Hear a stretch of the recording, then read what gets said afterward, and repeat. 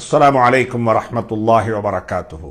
எங்களுடைய வாழ்க்கையில் பல வகையான மூட நம்பிக்கைகள் போன்ற பல வார்த்தைகள் இருக்கிறது. அதில் ஒன்றுதான், நான் பட்ட கஷ்டம் என்னுடைய குழந்தைகள் படவே கூடாது என்று சொல்லி பெற்றோர்கள் அந்த வார்த்தையினுடைய அர்த்தம் தெரியாமல் பேசிக்கொண்டே இருப்பார்கள். யதார்த்தத்தில் இந்த உலகத்தில் யாராவது ஒருவர் தலை நிமிர்ந்து சுயமரியாதையுடன் வாழ வேண்டுமென்றால் அவன் கஷ்டப்பட்டு உழைத்து சம்பாதித்து தேடி சேமித்து பிறருக்கு அதை கொண்டு உபகாரங்கள் செய்து நல்ல பெயர்களை வாங்கி கொண்டால் மட்டும்தான் அவனுக்கு நல்ல பெயர் கிடைக்கும். இது உலகத்தில் நாங்கள் கண்டு கொண்டிருக்கின்றோம். அநேகமான பெற்றோர்களுடைய ஆசை என்னவென்று சொன்னால், நாங்கள் கஷ்டப்பட்டு விட்டோம், எங்களுடைய குழந்தைகள் கஷ்டப்படக்கூடாது என்று சொல்லி நல்ல ஒரு கருத்தாக இருந்தாலும் வெளித்தோட்டத்தில் அதனுடைய பின்விளைவுகள் என்ன தெரியுமா?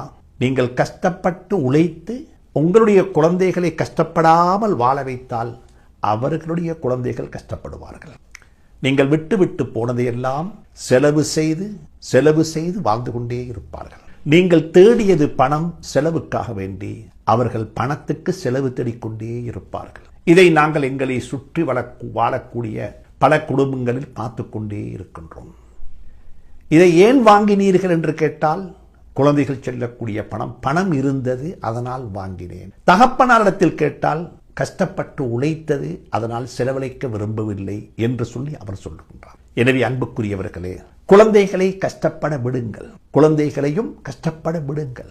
அவர்கள் உழைக்கட்டும், அவர்கள் தேடட்டும், அவர்களுக்கென்று சொல்லியே ஒரு பிராண்டை உருவாக்கி கொள்ளட்டும். அவர்களும் உங்களை போன்று இல்லாமையிலிருந்து ஜீரோவிலிருந்து எழும்பி வரட்டும். நீங்கள் அவர்களுக்கு கொடுக்கக்கூடிய அனந்தர சொத்தோ அல்லது நீங்கள் அவர்களுக்கு கொடுக்கக்கூடிய உங்களுடைய கிஃப்டோ அது அவர்களுக்கு ஒரு கிஃப்டாகவே இருக்கட்டும், ஒரு நன்கொடையாகவே இருக்கட்டும். அது அவர்களுடைய பொருளாதாரத்துடைய முதுகெலும்பாக மாறிவிடக்கூடாது. இலவசமாக கிடைத்தது, ஃப்ரீயாக கிடைத்தது, சும்மா கிடைத்ததை கொண்டு வரலாறு படைத்தவர்கள் எங்களுக்கு காண முடியவில்லை.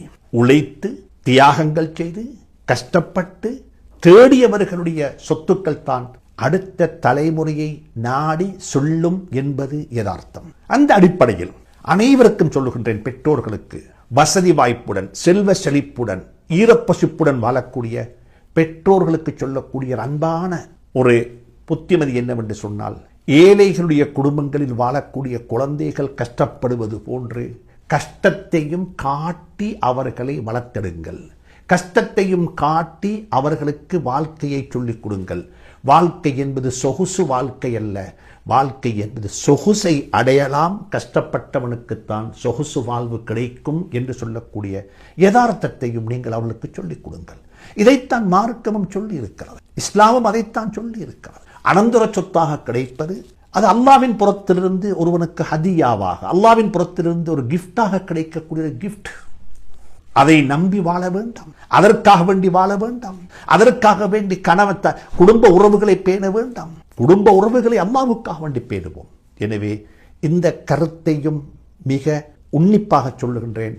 பெற்றோர்களுக்கு நீங்கள் பட்ட கஷ்டத்தை விடவும் உங்களுடைய குழந்தைகள் கஷ்டப்பட்டால் உங்களுடைய செல்வம் அடுத்த தலைமுறையை நாடி நகரும்.